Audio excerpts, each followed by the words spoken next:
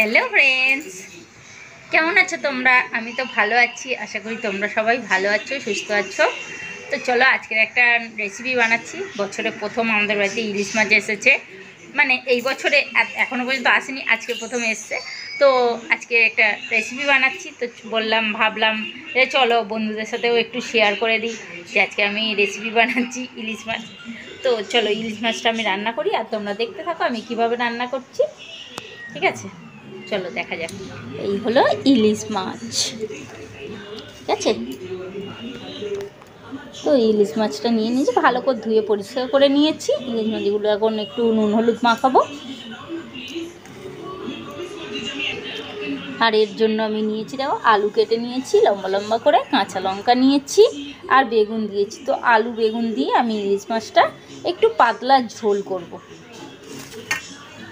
ঠিক আছে? তো চলো এখন নুন হলুদটা মাখিয়ে নিই।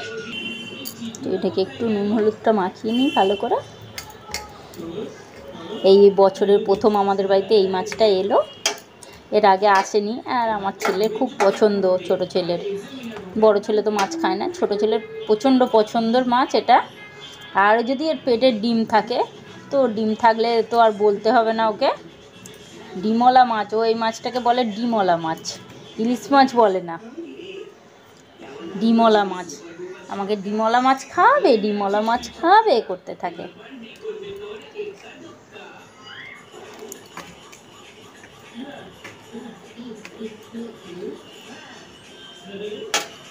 হয়ে গেছে, এটা থাক এখানে। তো আমি গ্যাসটা জ্বালিয়ে দিয়েছি, গ্যাসে কড়া বসিয়ে দিয়েছি। এটা একটু গরম হোক, গরম হলে এতে আমি তেল দেব। তো কড়াটা গরম হয়ে গেছে, একটু তেলটা দিয়ে দিই, সরষের তেলটা। দেখি এবার মাছটা ভেজে তেল বেরোয় কি, যদি তেল বেরোয় তাহলে একটু তেল রেখে দেবো আর মাছ ভাজা রেখে দেবো। চলো তেলটা তো গরম হয়ে গেছে, ধোঁয়া উঠছে। তো এবার মাছগুলো আস্তে আস্তে ছেড়ে দিই।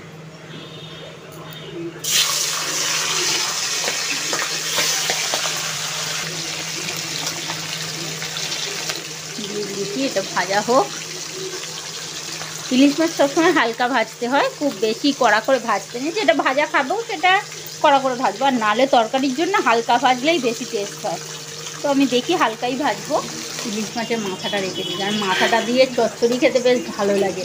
তো মাথাটা এখন করছি না, তরকারি করছি না, মাথাটা ভেজে অন্যদিন একদিন কোনো দিন চচ্চড়ি করবো, তার জন্য রেখে দিচ্ছি। যে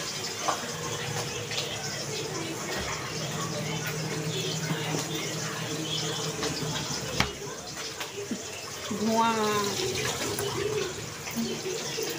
তোমার মাছটা ভাজা হয়ে গেছে, এক সাইড হয়ে গেছে, হতে আমি উল্টে দিয়েছিলাম, আর এক সাইড হয়ে গেছে ভাজা। তো আমি মাছটা এবার তুলে নিই। হালকাই ভেজেছি, খুব কড়া করে ভাজিনি। তো আমি ওইগুলো তো তুলে নিলাম, নিয়ে বাকিগুলো দিয়ে দিলাম। এই যে কটা তুলে নিয়েছি, এবার বাকি কটাও ভেজে নিই। এগুলো একটু কড়া ভাজবো, এটা ভাজা থাকবে। আমার আবার এই তেলটা খুব ভালো লাগে, গরম গরম ভাতের সাথে এটা ভেজে রাখবো বাটিতে, আর গরম গরম ভাতের সাথে খুব ভালো লাগে, খুব টেস্ট লাগে। আমার তো দারুণ লাগে, আমার বরেরও খুব ভালো লাগে। তার জন্য এটাকে আমি ভেজে রেখে দেবো গরম ভাত দিয়ে খাওয়ার জন্য। তার সাথে 2 পিস মাছও ভাজা রেখে দেবো। এই দেখো তেলটা ভেজে নিয়েছি, ভেজে বাটিতে করে রেখে দিয়েছি। এইটা দিয়েই আমার ভাত খাওয়া হয়ে যাবে এক থালা, আর কিছু লাগবে না। এটা মানে এতই টেস্ট লাগে আমার, সত্যি দারুণ লাগে আমাকে এটা খেতে। এটা দিয়ে এক থালা ভাত খেয়ে নেব। তো চলো এবার এই তেলটার মধ্যে তরকারিটা বসানো যাক। দেখো আমি কালো জিরে দিয়ে দিচ্ছি, যে কালো জিরে দিলাম, আর তার মধ্যে আমি দিয়ে দিচ্ছি কাঁচা লঙ্কা কটাও দিয়ে দিলাম। এবার ওর মধ্যে আমি দিয়ে দিচ্ছি আলুগুলো, ফাটছে, কাঁচা লঙ্কা দিতে ফাটছে। আলু কটা দিয়ে দিলাম, আর এই বেগুন কটাও দিয়ে দিলাম একসাথে। একসাথে আলু বেগুনগুলো একটু ভেজে নিই। এই কালো জিরে আর কাঁচা লঙ্কার যা সুন্দর একটা গন্ধ আসে না ভাজলে, সর্ষের তেলের মধ্যে কালো জিরে কাঁচা লঙ্কা দিলে দারুণ একটা সুন্দর গন্ধ আসে, আর তরকারিটা তো দারুণ টেস্ট হয়। চলো এটা একটু ভেজে নিই, আলু ও বেগুনগুলো একটু ভাজা হয়ে যাক। তো দেখো আমার তো মোটামুটি সবজিগুলো ভাজা হয়ে গেছে, বেগুন আলু ভাজা হয়ে গেছে। এবার এতে আমি মশলা দেব, অল্প একটু হলুদ দিয়ে দিলাম আর অল্প লঙ্কা দিলাম। এতে আর কোনো মশলা আমি দেবো না, শুধু হলুদ আর লঙ্কা দেবো, আর নুনটা তো দিতেই হবে পরিমাণ মতো। এটা হবে একদম হালকা পাতলা ঝোল, দারুণ টেস্টের। এটা দিয়ে এক থালা ভাত সহজেই খেয়ে নিতে পারবে যে কোনো মানুষ। নুনটা দিয়ে দিলাম স্বাদ মতো, তোমরা তোমাদের স্বাদ মতো নুনটা দেবে। নুনটা তো দিতেই হবে, নুন না দিলে তো খাওয়াই যায় না, তো সেই জন্য সবাই সবার স্বাদ মতোই দিয়ে দেবে। তো চলো এবার জলটা ঢেলে দিই।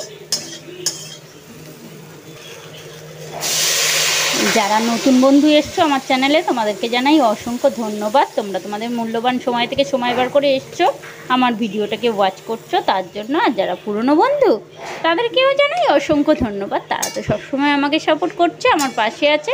তাদের সাপোর্ট ছাড়া তো আমি এগোতেই পারতাম না, তাই তাদেরকেও জানাই অসংখ্য ধন্যবাদ। তো এরকমভাবে একবার তোমরা বাড়িতে ইলিশ মাছের ঝোলটা বানিয়ে দেখবে, দারুণ তো টেস্ট লাগবে আর সবাই প্রশংসা অবশ্যই করবে।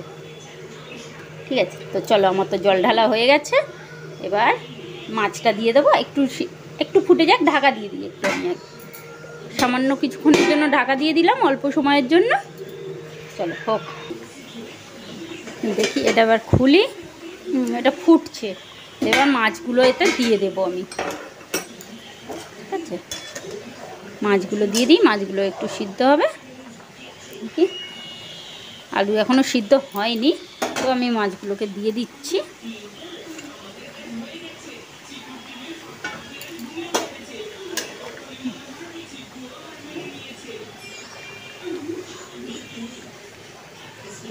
কালারটা তো দারুণ লাগছে, খেতেও দারুণ হবে।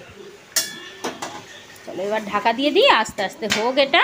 আমি গ্যাসটাকে একটু কমিয়ে দিই, সামান্য একটু কমিয়ে দিলাম। এবার ওটাও হতে থাক আস্তে আস্তে। যতক্ষণে তরকারিটা হচ্ছে আমার এদিকে অনেকগুলো কাজ সারা হয়ে গেল। আমি বাসন মেজে নিলাম, ঘর মুছে নিলাম, ঘর মুছিনি সরি, ঘরটা ঝাঁট দিলাম। তো অনেকগুলো কাজ হয়ে গেল। এবার চলো দেখা যাক, তরকারিটা খুলে দেখি যে কী অবস্থা হয়েছে তরকারিটা। এমনি গ্যাসটা কমিয়ে দিয়েছিলাম, আমি জানি হয়ে যাবে, আস্তে আস্তে ওটা হবে, সেই জন্য। তো চলো এবার দেখি খুলে কীরকম হয়েছে। দেখো দারুণ হয়েছে, কালারটাও খুব সুন্দর লাগছে, হালকা ঝোল, দারুণ কালার এসছে, দারুণ সুন্দর হয়েছে তরকারিটা, খেতেও দারুণ লাগবে। সত্যি দেখেই লোভ লাগছে, লোভনীয় হয়ে গেছে। তো চলো, এটা তোমার তরকারি একদম রেডি হয়ে গেছে। এবার এটাকে ঢেলে নেব।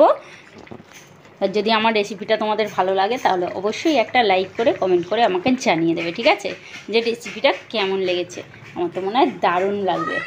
আর এরকমভাবে তোমরা একবার বাড়িতে বানিয়ে দেখবে, তাহলে সত্যি সবাই ভালো বলবে তোমাদের অবশ্যই ভালো লাগবে, আর বাড়ির লোকেদেরও ভালো লাগবে। কিন্তু বারবার এটাই করতে বলবে যে হালকার ওপর পাতলা ঝোল, দারুণ হবে। ঠিক আছে, তো চলো এবার এটাকে আমি ঢেলে নিই। কী করবো?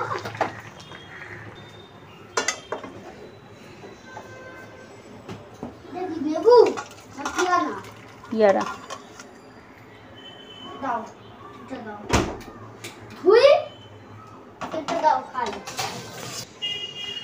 তো আমার ঢালা হয়ে গেছে। এখন দারুণ লোভনীয় লাগছে না? দেখেই তো মনে হচ্ছে যে এক থালা ভাত খাওয়া হয়ে যাবে।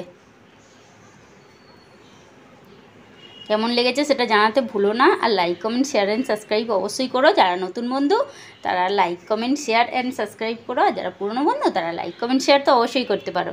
ঠিক আছে, চলো টাটা বাই বাই, সবাইকে জানাই অসংখ্য ধন্যবাদ।